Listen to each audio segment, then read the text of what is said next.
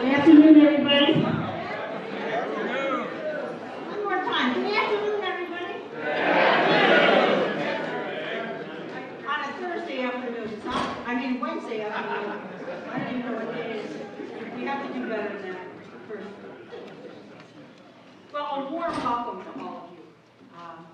We're delighted that you're here this afternoon using our campus for this purpose. And just know that you're always welcome here at Sienna, regardless of whether there's a meeting or not. Come and eat in our dining hall or whatever. Stop by and see me. You know that you're always welcome here. So thank you for being here today. I also want to thank Lenawee Now for letting us host this meeting, and we're delighted for that. And first of all, I want to congratulate Lenawee Now. I think after receiving one of the top marketing awards from the Michigan Economic Developers Association, and for the second year in a row, and I just think that's phenomenal. So let's give them a hand.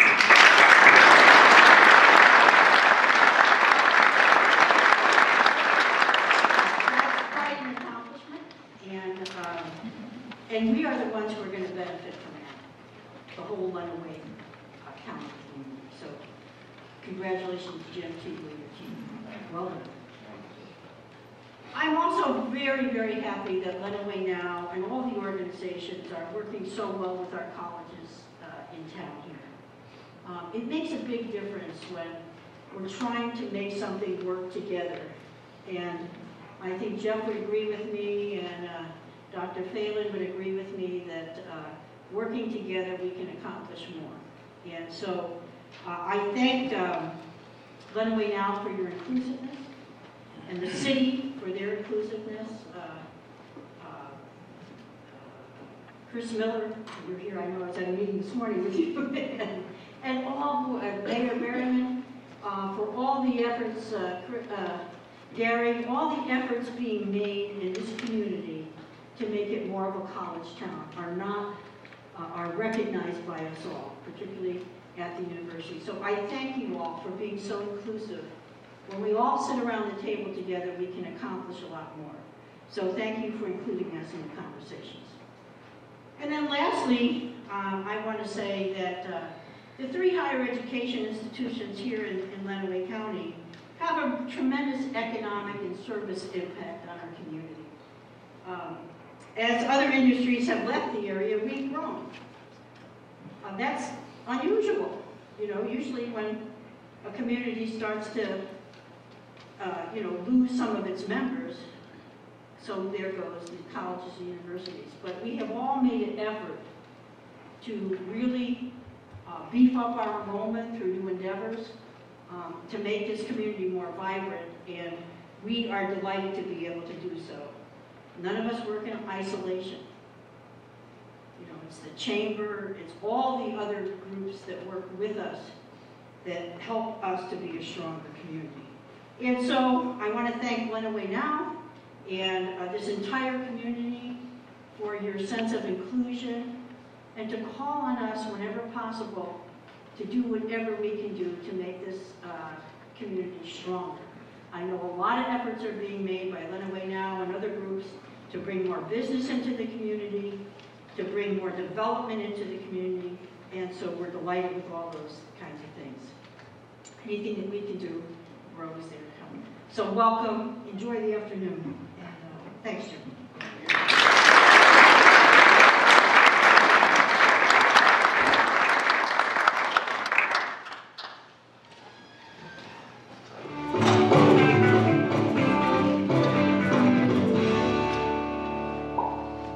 This is the fun part of the job, coming downtown to see events like First Friday, events like the Blues and Brews and Artalicious, those type of events that are all volunteer, organized and driven, to see people that want to give back to their communities by formulating groups that want to reinvest in our community. That's the exciting part of what I do on a day-to-day basis. And I think the redevelopment on the Four Corners is probably one of the most exciting projects that we've got going on right now. We have demoed are in the process of demoing a building to create a courtyard behind that development. So that's kind of facilitated the start of that project. So to see what that Four Corners could look like in a few years.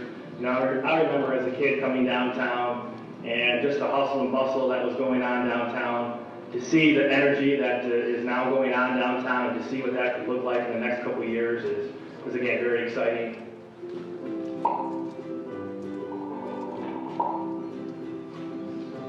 City Morenci and our City Council are very excited to announce that our Palmer Palm Plastics building was sold to Camco Industries, located out of West Unity, Ohio. Camco purchased the building back a few months ago, and they're looking to create 61 new jobs here in Morenci. So we're very excited to see that activity occur.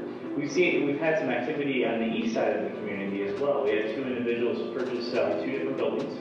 And one building that we're looking at is an old grocery store. So they're looking to put a restaurant in there, along with what's already completed, a beauty salon and a gift shop. So that would be a nice mixed retail building that'll be nice on the east side of the community, which hasn't seen a ton of development. So we have seen those.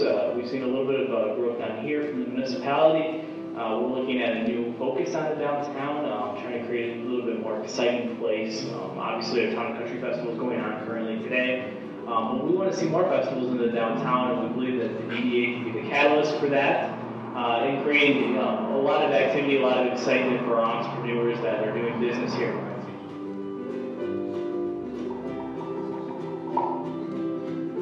Well, here in Hudson, we have great quality of life, and we have a wonderful educational system in our elementary and junior and high schools here at the Hudson area schools.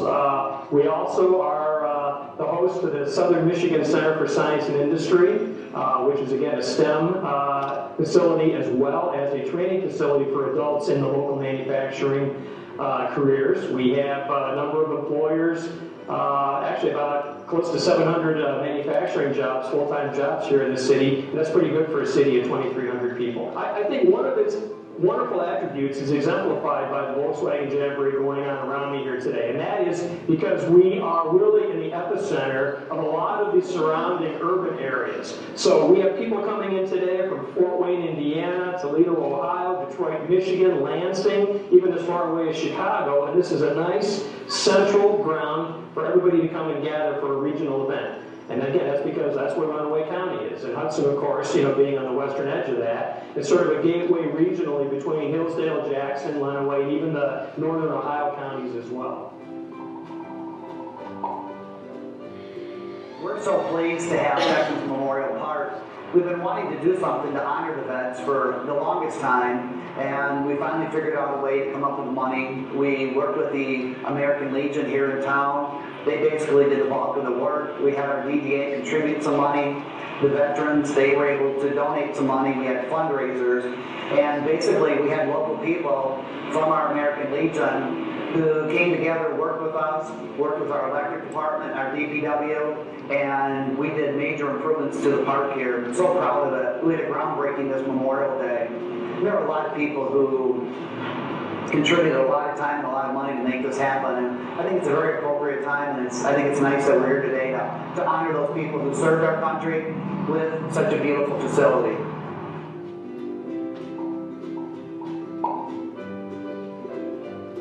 We recently just completed a rehab grant with the state of Michigan where we completed 8 new apartment units in downtown Tecumseh. Fantastic, livable, all rented out. We have a waiting list for new apartments in downtown. Our group hub just opened to rave reviews. They are actually expanding their capacity already. There's just a ton to do in Tecumseh. People have been enjoying our water sports all summer long, and we've had a lot of new commercial development, particularly on the west end of town where we've seen the likes of investment that we haven't seen in many years. So things have been it's been a really terrific last 6 months in Tecumseh.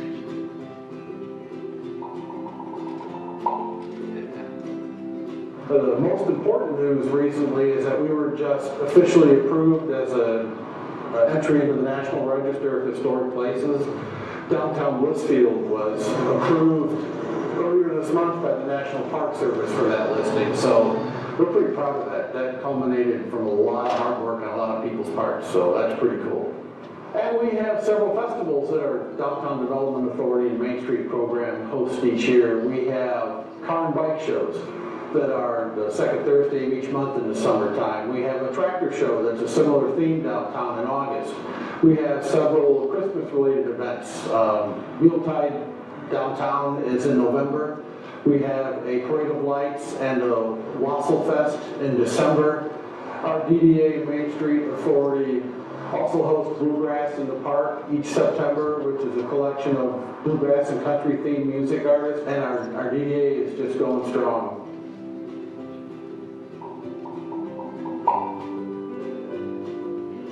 We have about 67 private aircraft that are on the field.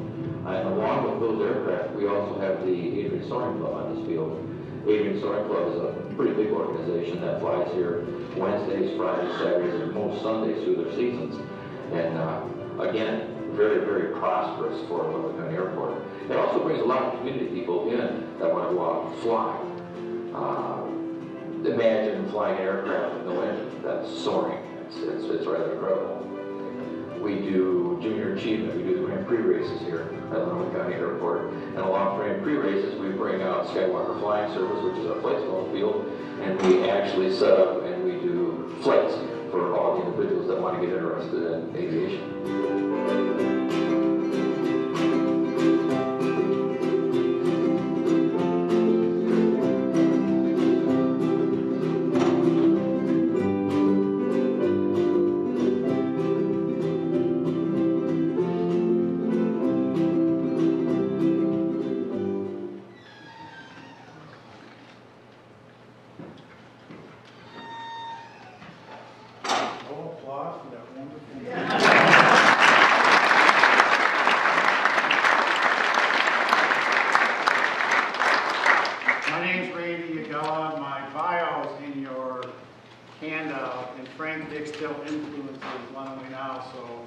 He had the fact that I'm a University of Michigan graduate stricken from the record. I'm really proud to be able to speak to you. One of the three things that we're focused on today is the Unified Talent System. And as this starts to roll, and I'm not sure when that happens, but it will start in a minute, I'm going to talk to you a little bit about the slides, and I just have a few other comments for you. But way back in the 90s, we started to understand the need for excellent talent in our county, in the state, and the country. Mr. Rothwell, who is our honored guest today, was one of the most important people in the state in recognizing the need for talent. He actually approved and had his organization approve over $10 million in training grants for Lenawee County in 10 years. And I'm really honored that you're here. So thank you.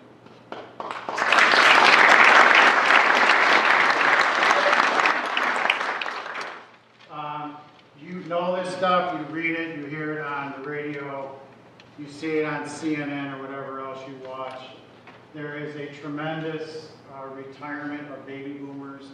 The combination of this retirement that I'm sure you're experiencing in your workforce with your family and your friends. I know I have dear friends now that are retired, living out in Seattle or wherever.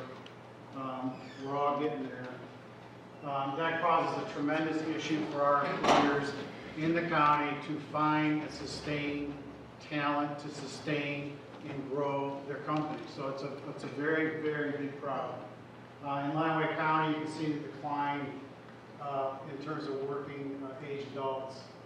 And so in their infinite wisdom, and I have tremendous respect for Jen and Tim, as they went out and talked to our employers and they talked to our school districts, they decided that we really needed to get a handle on what this talent system, this talent pipeline had to mean for our county. And they put together this unified talent system. Mark Hay, the Onstead superintendent, is the chairman of that. Laura, and it's a big long, Tomasello, is our co-chair from REMA. And I'm really proud of the work that's happened. What's going on in that, it's not a project because projects go away. It's not an initiative because they tend to go away when the enthusiasm dies. It is a system. And it's a systematic way of looking at how do you solve this talent crisis in Lenawee in Michigan and in the country.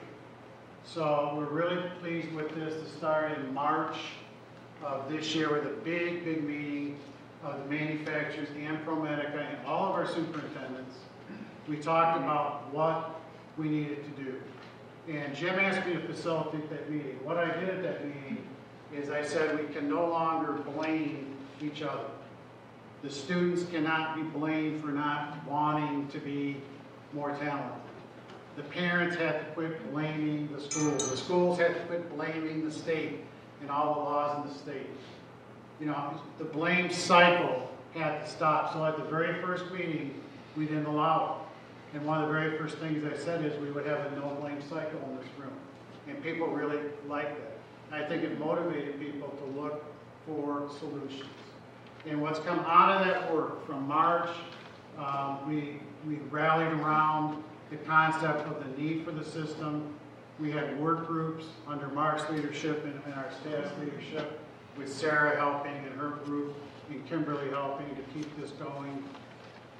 That worked on six action pieces of what this system should look like. And then we had a big meeting again in August. We have a mission statement. Is it up there? Do we have it? I hope we have it. Got it? No, we don't have it. Well, okay. Well, all right. What we really decided was that the mission of this group had to be a comprehensive and positive way of producing a talent pipeline for Lenawee County. And that was our vision. And that, you know, as vision in your mind is a picture, that's our picture of what this whole thing is about. And the mission was, the purpose is, how do you create that? And who has to be involved? And we realized that everybody from students to teachers to employers to economic developers, everybody has to be involved in the solution. So we have 6 work groups. They worked diligently. I thought after the first meeting, the enthusiasm would crash. And a lot of folks, I think, were concerned about that, because when you get new things going, the energy does seem to dissipate right after the big first meeting. It did not. Our work groups worked diligently all summer. We had our second big meeting in August. That whole group of the whole validated the vision and mission of this effort. And they're joining, the folks that were not in the work groups now are joining a work group. And then the really important bridge will start, which is giving students new experiences in the employment arena, teachers new experiences there, employers new opportunities to understand the talent that is in this county and how they use that talent. And this is whether students are going on to college or they're going right into the workplace, or people reiterating are here but don't know the connection. So we have these 6 groups, and we're working really hard. We have a marketing group, we have a funding group, which I'm a part of, and that piece is an interesting piece, because we have to understand what all these other groups want to portray to build this system so we can help fund those pieces. And we did get a $20,000 grant from the USDA this year to start this. I'm really pleased about that. It's not a lot of money, but it's a recognition of our effort. And that came after a $35,000 grant from the USDA, or $55,000, to look at data. And this is going to be very data-driven, but also very human-driven. And we're going to solve this problem. We are going to have a system that we agree to, that we're proud of, that helps produce talent for this community. So that's my piece today. I'm really pleased about it. I think we've gotten away from the finger pointing, and it's not just about this county finger pointing. The whole country, our culture has seen to become a blame culture. And it's really important that we don't get into that with this issue. This issue is the most critical economic development issue in this state and in this country. So I'm really proud of the fact that Jim and Tim tackled this, that Mr. Kapnick and the board are really standing behind this. You will hear more about this as the initiative starts to roll out. You'll see action starting to roll out. You'll see students starting to get new opportunities, and teachers get new opportunities to learn about the workplace. You'll see the funding come in, you'll see it marketed, and it takes about 1 to 3 years. I've done system building. It takes about 1 to 3 years to really start to see the impact of this kind of work. So I'm asking for your patience, but we also are asking you to advocate for this, talk to young people about this, talk to your neighbors about this, support this, and be a part of this. We ask the other folks in that room at the second big meeting to be a part of this. This isn't about 6 committees driving this. It's about your understanding of the criticality of having talent in this community. And so I want to say again, thank you to these folks, thank you to you, and you're going to see a lot more about this in the next few years. So thank you very much.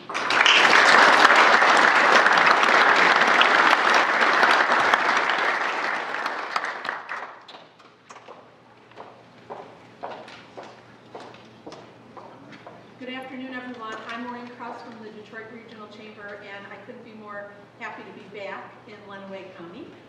Thanks to Jim and Tim and your whole team for inviting me here today. I'm really pleased to be here and share a little bit with you on why Lenawee County is a partner with the Detroit Regional Chamber. And so what happened is my PowerPoint got turned into a Prezi, and I'm not quite sure how it's going to turn out, so we're all going to be surprised with what I'm going to say. So let's go on to the next. So the Detroit Regional Chamber has a very long-standing regional economic development program, and it goes back to actually before I was in college. But I worked with them when I was in college, and that's where I met Dave Munson. And so that's how far back this regional effort goes. And you know, a couple of principles with that. I believe, and we believe at the Chamber, this region and this state will not advance unless we really look at economic development globally to bring new investment and new jobs here, not just move it all around the state. So that's the first principle. The second principle is business attraction is what we focus on at the Regional Chamber, and all economic developers have different job descriptions, no two are the same. We look at business attraction, and we're going to go around the country and around the world to try to bring new opportunities here. Our local partners are the ones who close those deals. Absolutely.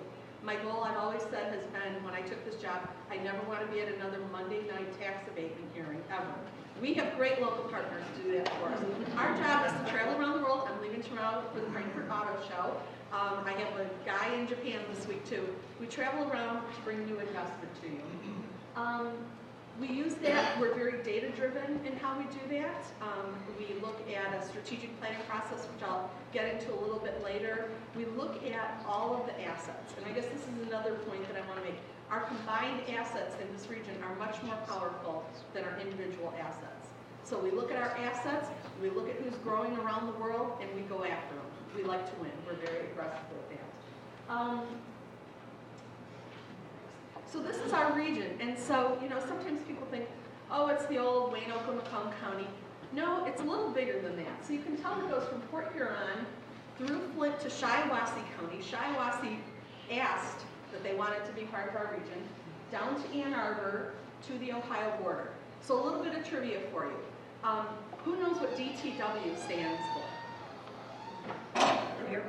Detroit, Toledo, Windsor. So at some point, so someday you're going to win a trivia question game about that in your debate. But at some point, someone thought that was an important region. So once again, I don't use Southeast Michigan when I can avoid it, because unless you know what's in Southeast Idaho, no one in the world really knows what's in Southeast Michigan. Our calling card is Detroit, and right now it's a real hot calling card to have. But the reality is, this region combined is what the world knows. So I get the privilege of being in Pune, India, and they say, you know, we want to be the Detroit of India. And then I go to Wuhan, China, and we want to be the Detroit of China. And I think, I wish the people back home could hear this, because really, there's a lot of good things about our region.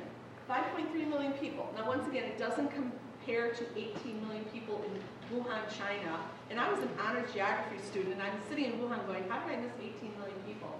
But that's beside the point. Gateway to Canada, the Fortune 500 companies, not just the 3 big research universities that we have, but really all of the universities and colleges that are such a great fabric in our region and our state. The businesses employing $2.7 million people, fresh water, you know, I'm not going to sort of read you my PowerPoint, but the reality is when we combine all of our resources, it gets people's attention around the world. So I give these speeches all around the world. I talk to people. We have delegations come in from around the world. And I say, if you leave and only remember 3 things I said, here's how we sell our region. Here's what I want you to remember. Global, we have almost 1,300 foreign firms in this region. Just as a comparison, the state of Wisconsin has 300.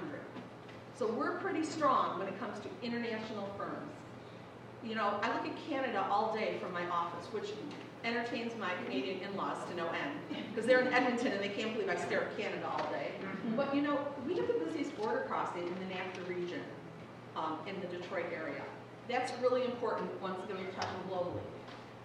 This provides us with a really strong infrastructure for foreign firms to succeed. You don't have to go to New York City for an Italian-speaking immigration attorney. You don't have to go to Chicago to get a Chinese accountant. We have that infrastructure here for these firms to succeed already. Talent, couple of high points. We're the largest concentration of engineering talent in the United States. We're also the largest concentration of tool and die companies in the United States, and some would argue in the world. We also have over 350,000 IT professionals here. So our talent is such a strength that we have, and as you heard, it's going to increasingly become a challenge, not just here, not just in Michigan, not just in the United States, but we have such a strong base to draw from. And innovation, our university research corridor, which I mentioned, one of the top really research corridors in the world, and taking that research capacity and moving it into our companies is just a critical asset once again that we have. The other thing I will tell you about patents. So in the past 52 years, the auto industry has issued 1 patent per day for 52 years from this region, which is amazing when you think about it. So when the U.S. Patent Office decided to open up their first satellite office, they chose Detroit. Not because I did a great job on selling them Detroit, they did it because of volume. And that just says a lot about what this region has to offer. So this is a very, consultant-oriented, convoluted chart here, but we use it because it looked good, right? We've been going through, with Jim and Tim and our partners throughout the region, about a 1.5 year process that we're in the middle of. I'm really, once again, I'm very data-driven. I want to, my gut tells me a lot of things, but I want our funders, our investors, our partners to understand why we're doing things the way we're doing them. I mean, once you've done the Frankfurt Auto Show once, it's about the size of 18 Cobo halls. It's, my feet are just can't wait to be there, right? So we do it because it's an important place for us to be. So we put together our partners and our investors.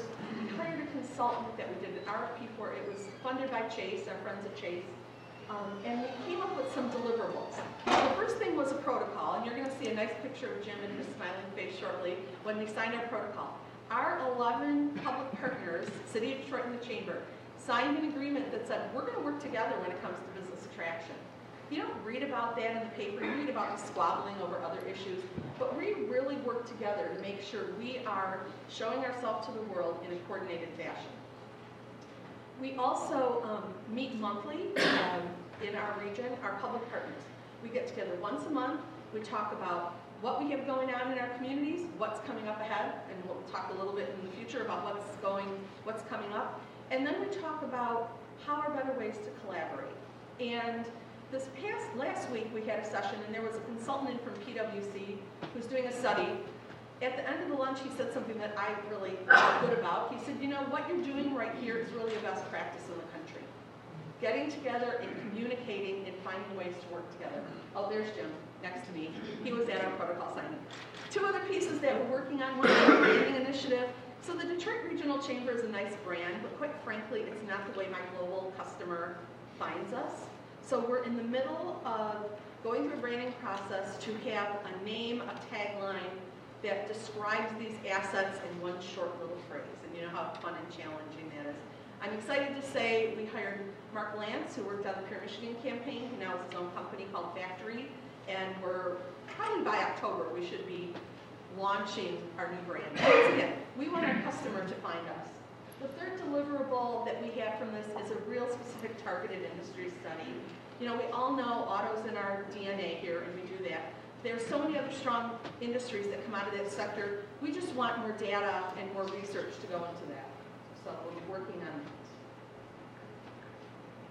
just to give you an idea, this is a quarter of metrics, and it's kind of funny because I put those up there and I thought, 56 new leads, 31 prospects, 5 deals, 9.5 million, and 110 jobs created. About 4 weeks ago, we announced one project that's bigger than these 5 combined. So in economic development, you never know when projects are going to land, and your numbers, it doesn't happen like in an accountant's mind where every quarter you're going to split your annual goals in 4, and it's all going to come out that way. But I think the important part about this is to tell you that we track our metrics, we track what we're doing, we're results driven, we like to win, but we need to do more of this. I mean, we're very clear about that. So this is what is coming up, and I probably have about 3 hours worth of speeches on travel and the glamour and all the excitement, and I know some people in this room can share that with me, but just to give you an idea of the type of activities where we represent Lenawee County, and I think that's really important. Our local partners do not have the budget to do international business attraction. It is expensive, it's very long term, and people think it's just very glamorous and sexy, but the reality is doing it as a combined force really is a good benefit for the public sector dollars that are put into it. So we have representatives this week at the Midwest U.S. Japan Business Conference. They're calling on companies throughout Japan, half attraction, half retention. We go and thank the decision makers for their investment. Frankfurt Auto Show. I will be taking 7 public and private partners with me next week to the Frankfurt Auto Show. We're calling on at last count 122 companies that do not have a presence here to talk about investing in this area.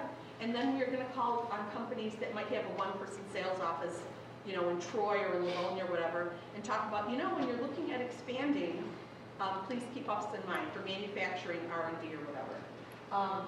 Manufacturing Day is a big initiative we're working on. It's October 2nd. If you're not engaged, and I would imagine you are, where we are going to we're working on matching up our manufacturers who have really high-skilled jobs now and in the future with our high school kids. So you'll be reading more about that, but I'm really excited.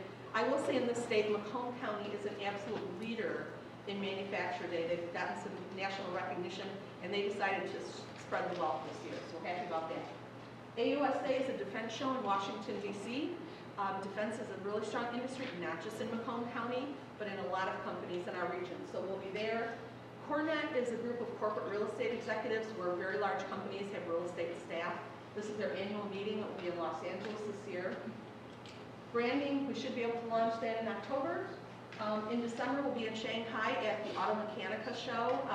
China is a huge, huge market that we are trying to get focused on because it's just so enormous, and you waste a lot of time if you don't concentrate on a couple of sectors.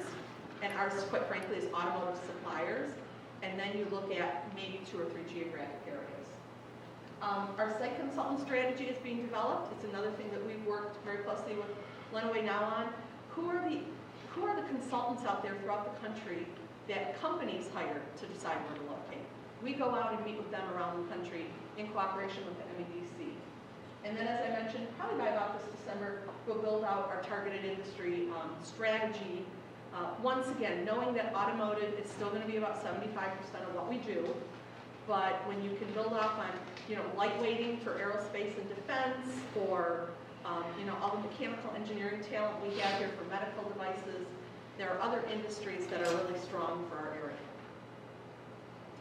So I think with that, I just want to conclude by saying, Jim, I hope I stayed close to 15 minutes. Read me the riot act before. But really, people wonder, why, Lenawee, we're in Ohio, we have a great, and you really do have a great community. I've known you guys since Dave was here, and love coming here and see the real economic development that is done at the local level.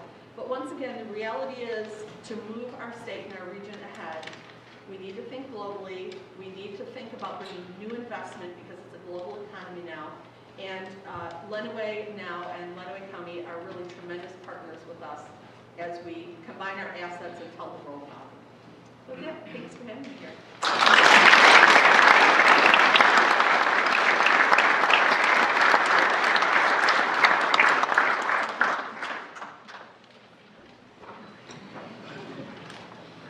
Well, Mr. Rothwell, these are exciting times for Michigan.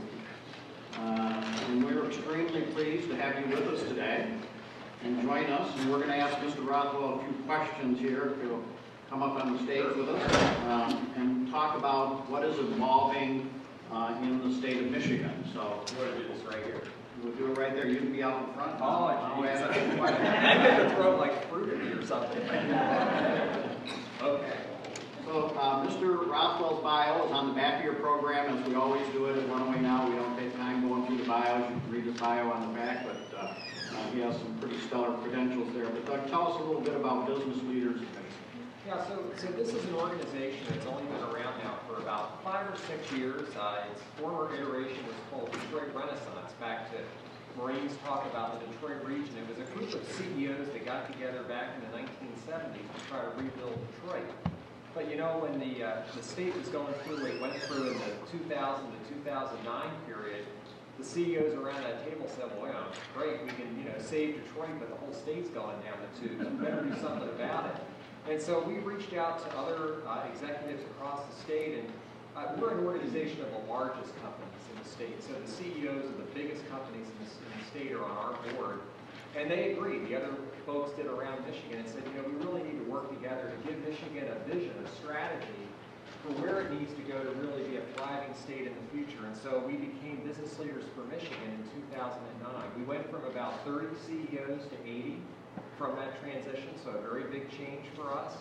But just to give you a sense of size, most of our members have an annual revenues of about $500 million or more a year. So it is the largest companies. We try not to be a chamber of commerce because we've got a lot of chambers all around the state. So why is it so important for Michigan to become a top 10 state? I mean, what would it mean for Michigan? Well, so that was the goal that we set when we formed ourselves, and we created along with that a plan called the Michigan Turnaround Plan, which we've been very successful getting a lot adopted. But the reason why we set a very specific goal is to really put in, hard numbers, how far Michigan has to go to get to be a thriving state again. I mean, if we were top 10, you're going to see some of the numbers up here, I think, actually, which shows that's how much we'd all be better off. Not only a lot more jobs, but a lot more good paying jobs as well. Just to give you a data point, Michigan went from being 18th richest state, 18th per capita in personal income, just a decade ago. Today we're 36th. So that's how much poorer we've become, and that's why it's so important that we have a plan to turn that around. So I'm mentioning Michigan's turnaround plan. I mean, why is that, what it's all about, and why is it so important to our economy? So basically this plan, when we put it together, what we did is we looked at other top 10 states. If we want to be a top 10 state, what do they do that we're not? And what we identified was that there are some characteristics that they have, most of them have, that we thought we could do a better job of. And then we tried to get very granular and say, okay, what are the specific actions that Michigan needs to take? Well, give you an example. Our competitiveness from a business climate standpoint wasn't very good about a decade ago. We had high taxes for businesses to be here. Our regulatory environment was pretty tough. And so what we did is we outlined ways in which our tax climate, our budget climate, our regulatory climate could be better, and a lot of those have been adopted now with, for example, getting rid of the old Michigan business tax, going to a corporate income tax, having a very high filing threshold so that if you're an entrepreneur, you don't even have to file and pay taxes in Michigan until you reach a certain level. Those are things that make Michigan a much more favorable business climate, and I think we've seen some really positive results here in the last few years. So how much progress has been made? Well, I mean, it's a work in progress, but we have gone from being, for example, a state that was dead last on just about every metric you would look at. And the story I like to tell is the one the governor says, is that when he went to new governor's school, and actually newly elected governors do go to new governor's school, there is such a thing, and when you go, one of the things you get handed is a one-page analysis of your state by Moody's, which is one of the credit rating agencies. Well, Michigan was 50th out of 50 of their analysis of 50 states back in 2008, I guess, when he first went there. Well, the reason was because we had one of the worst tax climates, highest debt rating, worst debt ratings, worst regulatory environments. Today, I would say on most metrics, we are about average to maybe slightly below average. But just to give you a sense, that is a huge improvement in a 5 or 6 year period to go that far from 50th to say in the mid-20s to low 20s among the 50 states. Biggest improvement of any state really during that period of time. So in developing the Michigan turnaround plan, the new Michigan strategy a couple years ago, can you explain that strategy and how it was developed and why you chose the 6 sectors that you chose? So just to give you a little sense of perspective, so when we came out with this plan back in 2009, and you can look at all the details of it on our website, we thought at the time it would probably take us about a half dozen years to get to be around 25th in the country in general in terms of our ability to create jobs, good paying jobs, and our per capita income. And we're about where we thought we'd be right now. We thought it would take about a decade to get to be top 10. So another 5 or 6 years from where we stand today. So we said, well, okay, if we make a lot of these things that we all hear about, tax climate making it better, regulatory climate making it better, good economic development programs, let's go out and attract business. Those are all the things you expect us to do. What's it going to take to really accelerate the growth that much more to get to be top 10?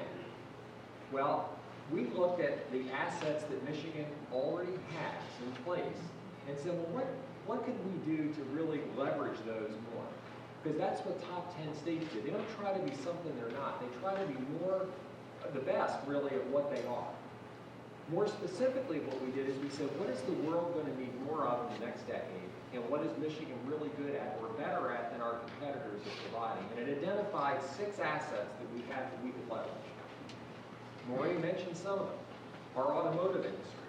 We know that the demand for individual transportation is going to be growing globally in the next few decades, and so that is a core strength of ours that still has a lot more room for us to fuel our economy.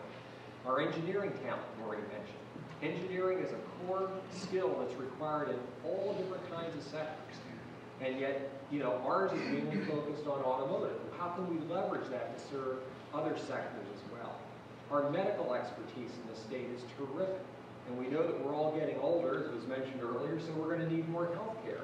That's something that we could leverage for additional growth. And there were 6 different areas that we identified that we thought could really get, and we quantified how it could get us to be a top 10 state. So business leaders of Michigan rolled out the new Michigan strategy in 2012. That's right. So how much progress has been made? So what we've said is, look, not only are we going to come out with a strategy, we're going to work with all the stakeholder groups in the state around each one of those 6 areas to say, what's the action plan to actually achieve these goals that we think are achievable. We've done that now. We did it over the last 2 or 3 years, and we also track every year the progress that the state is making towards implementing those action plans and seeing the actual results.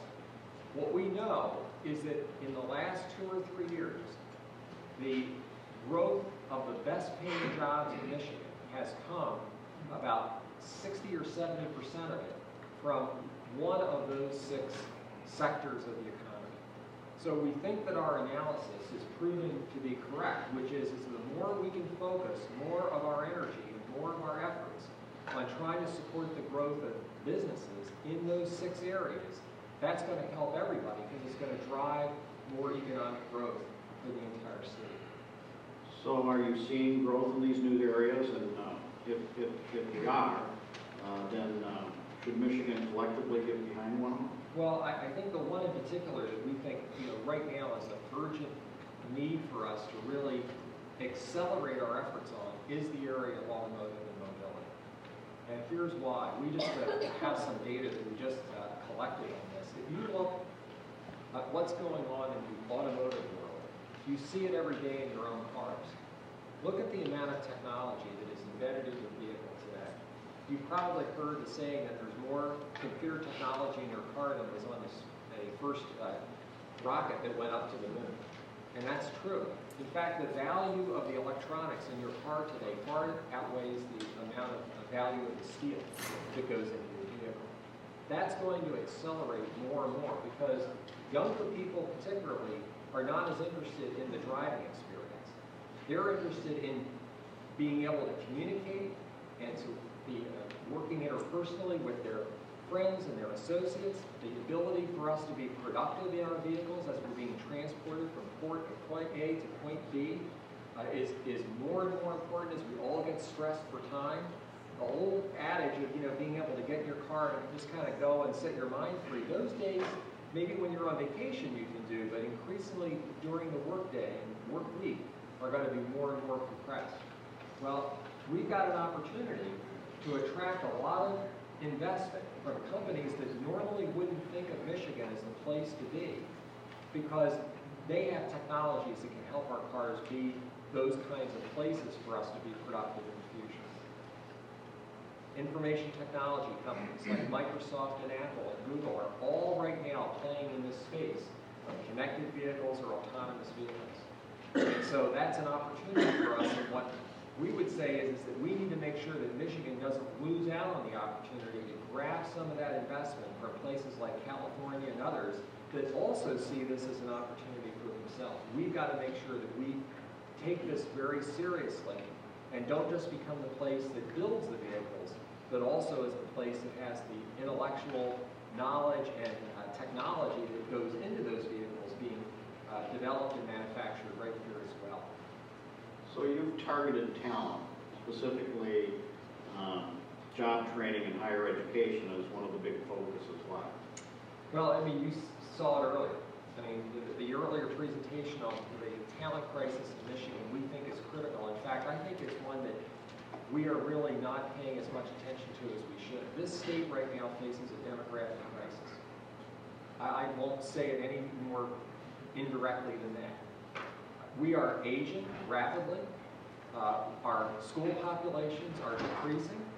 We are one of the lowest states in the country for attracting kids to go to college here.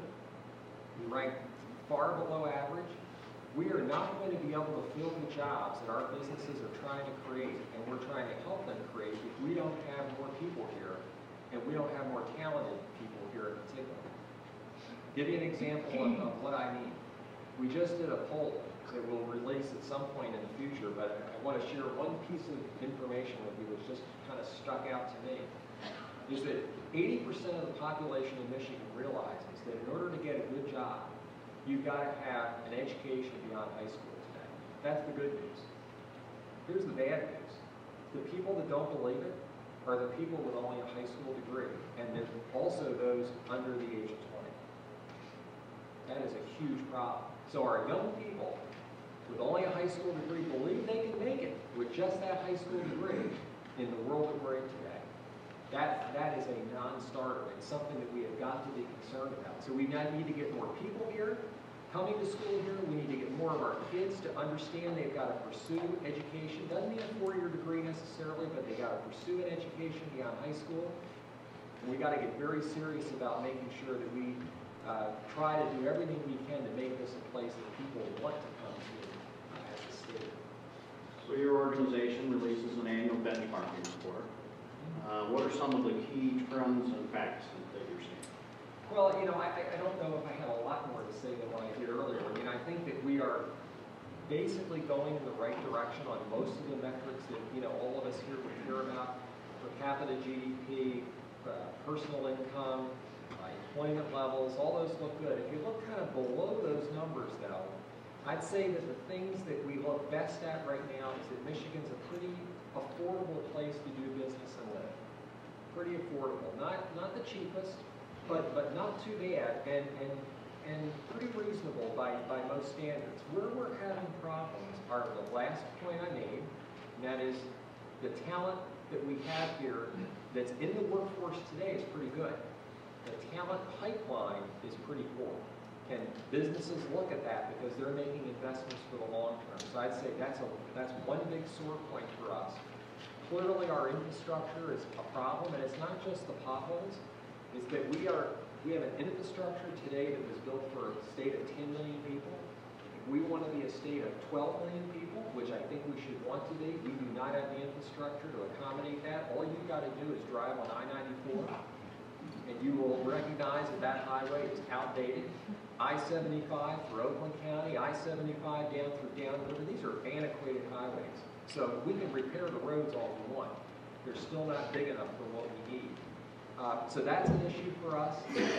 And the other issue I think is that, we're not leveraging some of these assets that we have as fully as we could. We know that we have potential that we're not realizing, and a lot of it is just the need to focus more on. So you talked about Michigan being a top 10 state. What will it take to get us there? Well, we feel right now that probably the biggest things we need to do is to, A, make sure that we've got the best economic development game on, if you will, that we possibly can. And we cannot afford for people to be thinking that we can be cutting back economic development at the very time we ought to be doubling down on it. We have a product now that we can sell, that Maureen can sell out to the international and national community. We worked hard these last 5 or 6 years to get Michigan back on its feet. The last thing we need to be doing is to cut spending for the Michigan Economic Development Corporation or economic development groups around the state, which is what some in the legislature would like to do. Is the absolute wrong thing to do. In fact, I would argue we've got to spend a little bit more, and we've got to have some stronger incentives to bring businesses here for the reasons that I talked about. So that would be priority number one. Priority number two is the talent issue. We have a state that is disinvested in our higher education system. The reason why the tuition for our kids has gone up so much is because this state has disinvested in higher education more than any state in the country in the last decade. That's wrong. We now spend more to house a prisoner in this state per year than we do to help a kid go to college by a factor of manyfold.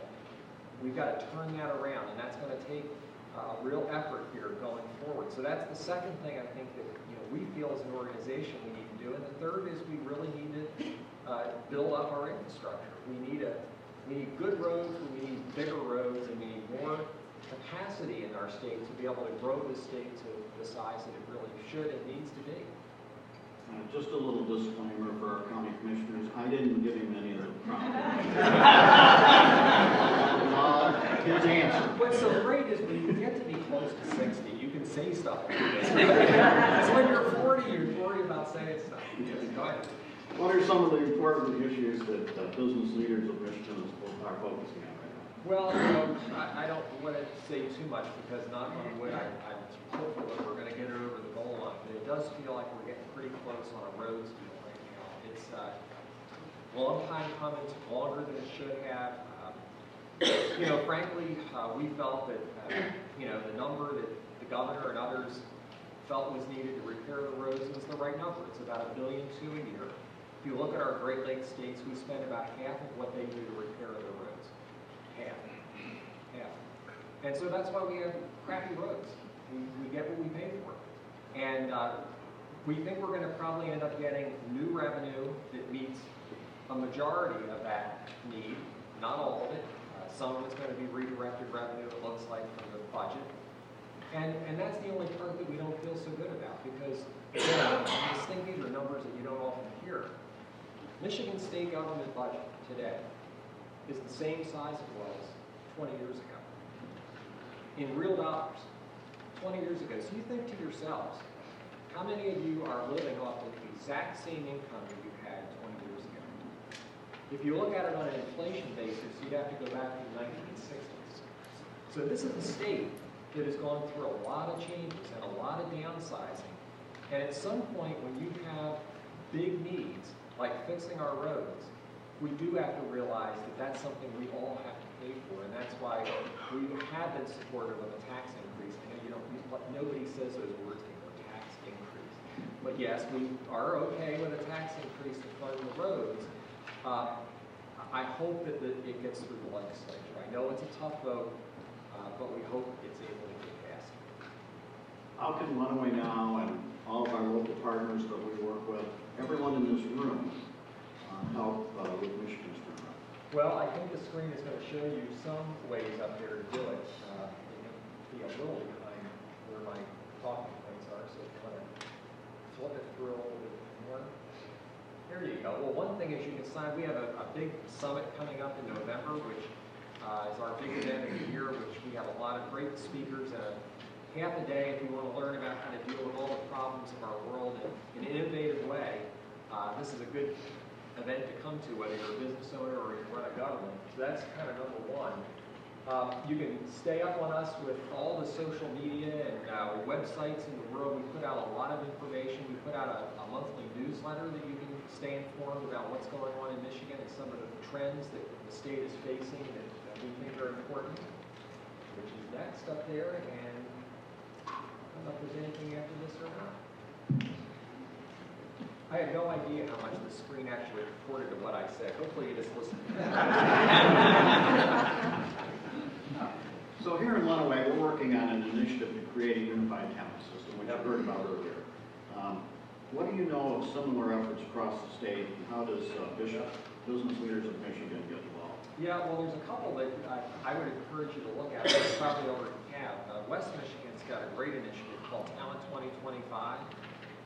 They've done it's been business led, basically to try to get a handle on some of the demographic challenges and educational talent challenges that they face and put together some strategies at the regional level. So that's a good one. There's also one in Southeast Michigan called the Workforce Investment Network, Initiative Network, Innovation Network. Workforce Intelligence Network. WIN. So WIN's another one that's newer, but very similar in design, and I think those are two very good examples to take a look at. Those would be the two I suggest. Great. We'd like to open it up and take some questions from the audience, if there are questions. Mr. Hickman. Why settle for 10? Why not 5? Oh, top 5 rather than top 10? Well, you know, when you're coming from 50, we figured top 10 was we didn't know if we'd actually get there or not, so when we hit 10, we'll reset it again to 5. You promise, okay. Yeah. Anybody else? Questions? Mr. Rothwell? Oh, you guys are way too nice. Yeah, well, pretty easy here. Yeah. With the shortage of engineers and with our immigration limitation of what, 2 million for one ID. Yeah. I hear a lot of businesses, there's a shortage of IT engineers. Why does our government have that limit when they're having illegal come here without any? Crazy, isn't it? It is. It's just, yeah, I mean, the governor has been all over this. I mean, he says he's the most pro-immigration governor in the country, and I think he probably is. Because what he said is, it makes perfect sense. He said, I think we ought to, you know, when a kid graduates from college, if they're an international student, we ought to just staple a green card to their diploma so they can stay here. What we do is we ended up shipping them back. Right. It is a federal government problem. And it's one that, you know, another idea that I've heard for Detroit, which I think is a terrific idea, was to say, well, what if we could have an exemption, you know, in a high unemployment place like Detroit, for immigrants to be able to come here and maybe not have to count against the old, here's David Munson, I knew he was here somewhere. David Munson is a terrific leader for you guys. I have to say he's quite a mistake. But, you know, it goes nowhere because of national politics, unfortunately. There's not much the state can do. Our hands are somewhat tied. Anybody else? Kentucky. Yes, sure. How do we send these kids off and get them educated and then keep them in the community? You mean having kids come here to go to school? No, we send them off to get educated, whether it's here, whether it's someplace, and get them to come back to the community and work in this community. Well, you know, it's really all about jobs and about quality of life. You know, the one thing that Michigan has done pretty good at historically, and I think we still do pretty well at, is we do get a bounce back effect. So a lot of the kids initially when they go to school, you know, they want to go to Chicago or New York or someplace hot. And, I mean, you know, it's hard to argue against that too much. I mean, that's a pretty cool thing to do. But what we find, though, is a lot of folks, you know, they get their taste of that, and when they think about having a family, that's the time to draw them back. In fact, I always thought that when we actually got close to this back in the 90s, when unemployment was getting so low, it was really going after kind of a 30-something campaign. You know, to see how many of those kids that were Michigan born and bred that left could you then actually bring back. We do pretty well at that side of it. What we don't do a very good job at, though, is getting people of that age to come here that have never been to Michigan.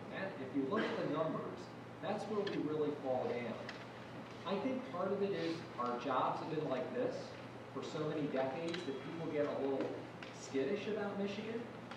Let's face it, the image of our state, Detroit, has not been the best in the world. So if you're a younger person and you're thinking about Chicago, New York, Detroit, you know, I mean, that's the way it's been. It's not that way now so much, but it was. And I think part of it is our industry. I mean, the auto industry has not always been the sexy industry that we think it is, and it is today. It's been, you know, not always that way. And so if you're a young person and you're thinking about all the choices you got in the world, Detroit, autos, state that's been like this, I think that's been our problem. Now, I mean, I feel better that we're starting to correct a lot of that stuff, but it's going to take time to turn it around. Got time for one more. Mr. Maxwell? How do you reconcile this labor shortage with the fact that our labor participation rate is declining? The two don't seem to go hand in hand. Yeah, no, I think that's right. I mean, I think part of it is that we've seen wages really not go up. And so a lot of people, I think, that have left the workforce are faced with either having to take a job that doesn't pay what perhaps it did pre-recession, and they may think to themselves, depending on the age, and I think a lot of this is age-driven, is if you're in your 50s at that point, you might have just said, you know, I'm not going to take a step back at this point in my life. I'm just going to, you know, figure out a way to just ride this out in retirement. I don't think we know yet exactly whether this is a long-term trend or not, but I have to believe that's a big part of it. If wages start to go up, I think you'll see this change, and I think it's been a slow, wages are having a slower reaction than we normally think of as the unemployment rate has gone down, because of that we truly now are in a global economy. There are so many choices for investment that it really does keep a lot more pressure on wages than it ever has before. But again, I'm an optimist. I believe that this will change. It's just a slow reaction that we'd like to see. You know, just briefly, because we are an agricultural community, Doug, maybe you could talk about what business leaders of Michigan do to support the ag industry. Well, it was one of the targeted sectors that we focused on as part of that new Michigan strategy. It came out as being one of the top potentials for Michigan. And so what we, you know, try to do there is to make sure that it's getting the proper support it can from the state, but also that we're doing what we can as individual businesses. One of the things that the state has adopted is something called the Pure Michigan Business Connect program, which some of you may be familiar with, which basically encourages Michigan companies to buy from Michigan companies. And I know that some of our members have gone into this big time, like Meyer, has just sourced a tremendous amount of additional product to Michigan agriculture to be able to really fuel things here in our state, fuel the economy here in our state. So that's what we try to do, is encourage that kind of behavior among the members of our board. Thank you very much. And thank you for being here today.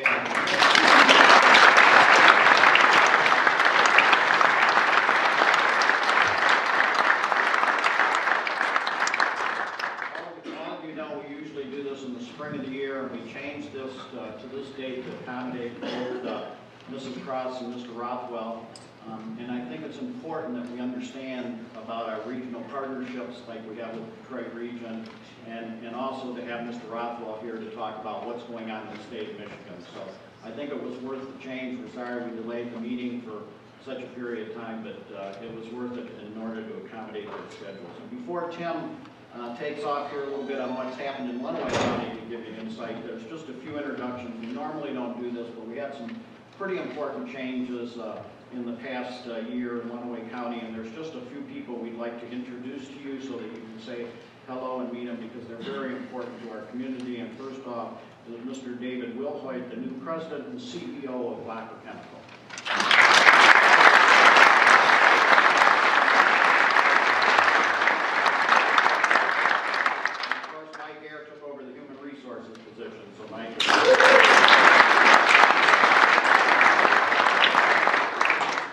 President at ProMedica North, Dr. Julie Yarrow.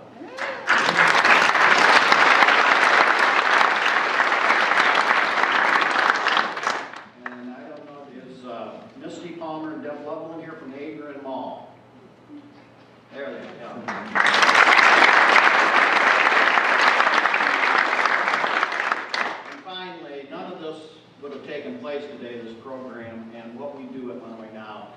out the team that's put all of this together. So Tim Robinson, our Director of Operations, Kimberly Fryman from the office manager, Sarah Stanley in marketing, Randy Yagala, our consultant, and Molly Mason in graphics and consultant, and of course our Adrian College intern Jocelyn Hatfield, who's helped us throughout the year. So.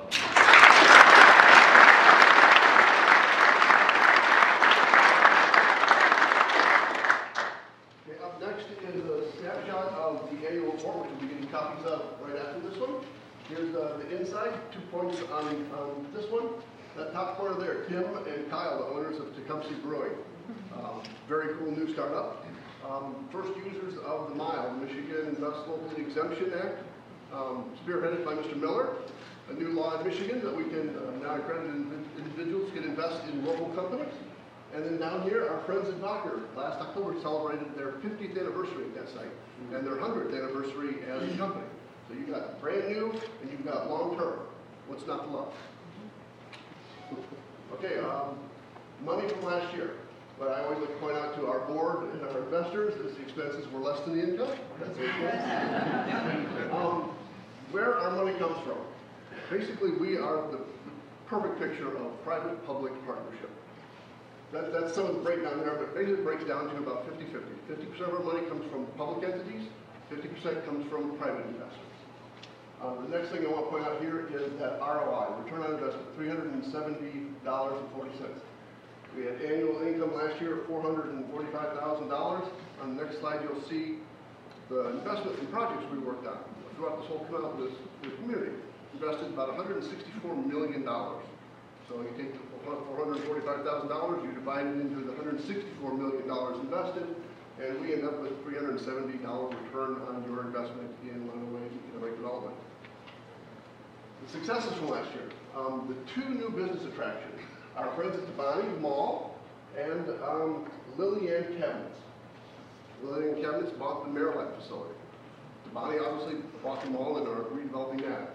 So we got sort of a twofer with our new attractions. We got new businesses here, which is always great, but also 2 of the most visible sites in our community that need redevelopment. Got taken care of with those 2 new attractions.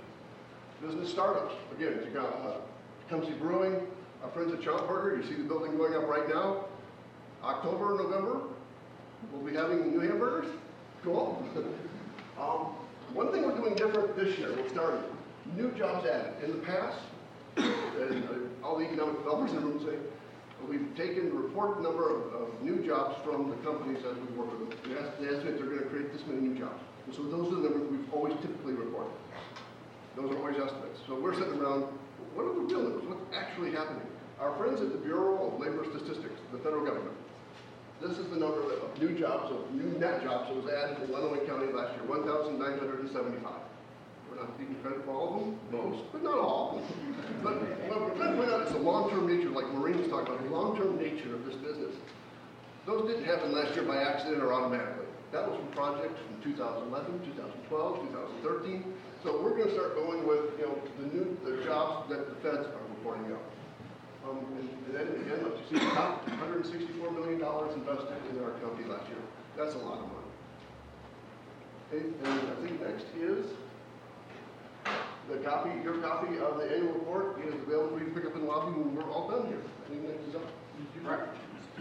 So those will be outside, and there's a couple other items we'd like to brag here a little bit about is that in 2014, you've heard a little bit about it here in the program today, but we were the International Economic Development Council Silver Marketing Award winner for manufacturing careers in Lenawee County.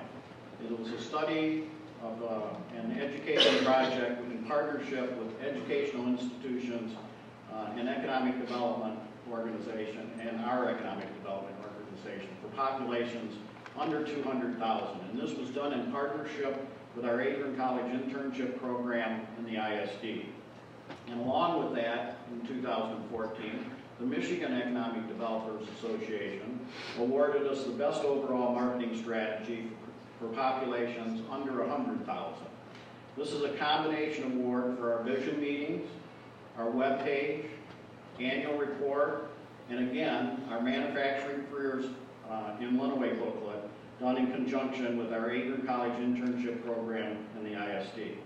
And Dr. Docking and Jim Phelps, we'd like you to come up and please, on behalf of all of the people, if you come up please, Dr. Docking, Tim.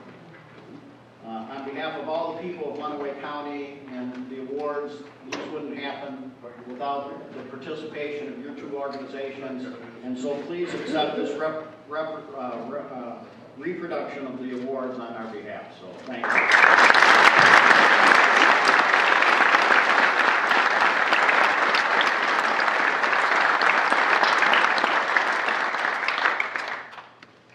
Prelude to next year's 2016 Vision Meeting, I'm extremely pleased and quite proud to announce that our own Tim Robinson is the recipient of the 2015 NEDA's Medalist of the Year Award, given to an individual for his or her economic development accomplishments and community participation throughout their career in economic development. Congratulations.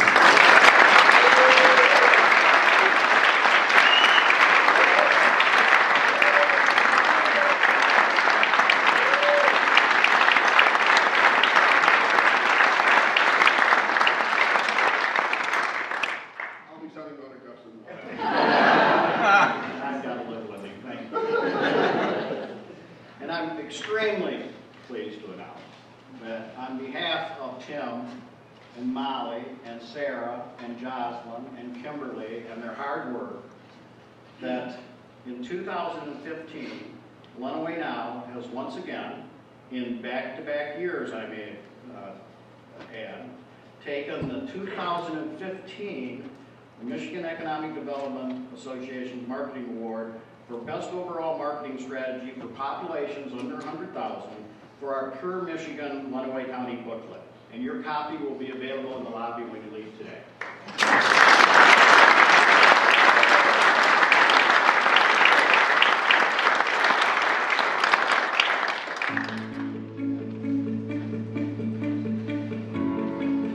Adrian College is proud to invest in Lenawee Now because it is the single most effective organization in our region to promote economic development. Lenawee Now is a great organization. They try to pull together and help build an ecosystem that helps businesses flourish. Because the reality is we need suppliers, we need customers. They build that together, work with the local, whether it's the local governments, the regional governments, the city governments, or whether it's the local school systems to really develop the talent, the people that we need, the environment we need to be successful in business. Well, we invest in Lenawee Now because the world is a very competitive place.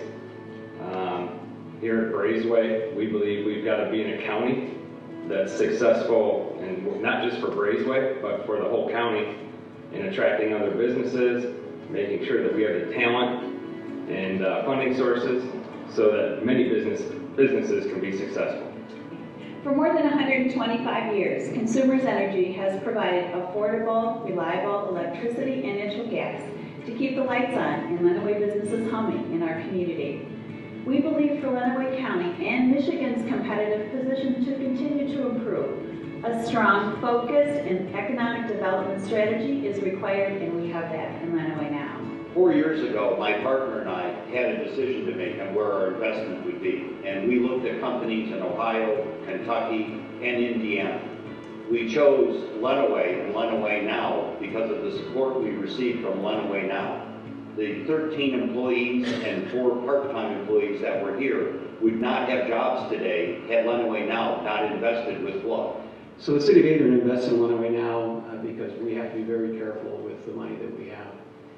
Local units in Michigan right now in particular often operate with very little funding for important things that we need to do. One of the most important things that we need to do is economic development for the future of the community and the county. And so it's really critical that we find great partners that we can invest with that help us get a return on our investment that brings us to a stronger look or a stronger economic place. So we invest in Lenawee Now because they can bring some resources to the table in partnership with us that we would not otherwise be able to get. we really value that relationship. Lenawee now, the Lenawee community is so important for a university because the university here at Siena is very much involved in the community. And I think if we aren't involved in the community, then the community is not going to want to be involved with us. And I think it's a mutual relationship that grows over time. And we come to get to know the needs in the community, can answer some of those needs. And then the community gets to know us, what our needs are, and how they can respond to our needs. And then it's a mutual relationship of respect and integrity where we can develop much more deeper relationship with the community. And that way we become more unified and become one. As a community bank, First Federal Bank's mission is to positively impact the communities we serve. Lenawee now gives us the opportunity to meet new and developing businesses along with community members to help achieve their goals. Our investment with Lenawee now is more of a partnership and a collaboration to make our Lenawee community stronger. Well, to me, Lenawee now is all about community, and in this community, I think they're the organization that helps to convene and assist and promote the community. So that's important to me because, first of all, they've always been there for us whenever we needed any kind of help, whether that's doing legwork or getting information or bringing the right people to us. They've done whatever it takes. Secondly, I think just in terms of the vision and the mission of the organization, it's both economic and community development. To me, that's important because most of the people here at Ventures live in the community here in Lenawee County. And the work that they do here on our behalf is important. It's important to have a healthy and a vibrant community, a place where people are proud to live. So we invest in Lenawee now because it makes sense for the city of Tecumseh. When you look at it from a business perspective, businesses don't think in terms of jurisdictional lines like we tend to with local government. So they don't look at it whether they're looking at the township or the city or frankly what county they might be looking at. They look at a regional approach, and that's what we want to be doing with our economic development efforts, and that's why Lenawee now makes sense for us. You've heard a few of our investors talk about what motivates them to invest in Lenawee Now. As chairman of the board of Lenawee Now and an owner of a business in Lenawee County, I believe that jobs are vital to the growth and prosperity of any community. Lenawee Now is focused on keeping existing jobs in Lenawee County and bringing new jobs to Lenawee County. That's what we do at Lenawee Now. So, if you believe, as I do, that jobs are important to the future of our community, I invite you to help us make Lenawee County a better place to live, work, and raise a family. I invite you to join us and provide financial support to Lenawee Now. If you're motivated to make a difference in our community, please call either Jim Van Doren or Tim Robinson at Lenawee Now. We need you to make an investment in Lenawee County's future today. Thanks.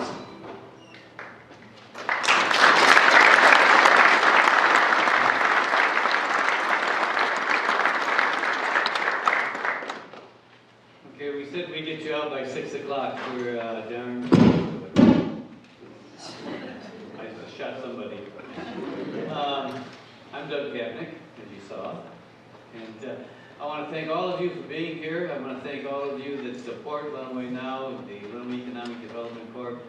And on behalf of the board of directors of your LEDC, I want to say thanks to the staff for the great job they've done this year and for everything that seems to be going right at the LEDC. So thanks, guys. And yeah. I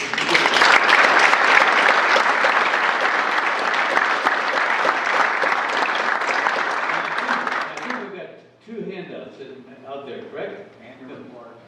Yeah, the annual report and the booklet. Now, on the back of this, and they're both great pieces. Take them home, read them. You'll have a test on them next year. There's a list of Lenawee Now investors. Check and see if your name or your employer's name is there. If it isn't there, I will be calling you.